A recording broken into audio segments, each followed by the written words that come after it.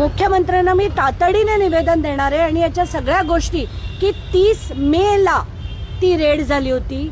आता आपण आज तारीख 23 जुलै अजूनपर्यंत त्याच्यावर कुठलीही कारवाई केली गेलेली नाही.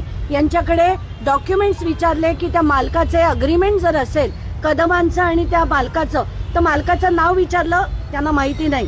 कोण मालक आहे, कोणी म्हणतं शेट्टी आहे, कोणी म्हणतं मिश्रा आहे.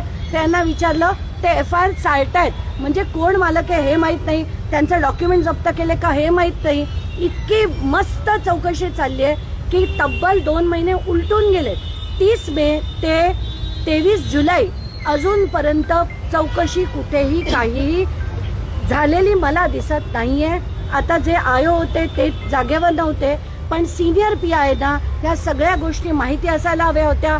त्या आता त्यांना माहिती नाहीये. माझ्या समोर ते FIR वाचत होते, याच्यावरच काय ते सगळ्यांनी समजून. रोकठोक महाराष्ट्राला सबस्क्राईब करा आणि बेल आयकॉनवर क्लिक करायला विसरू नका.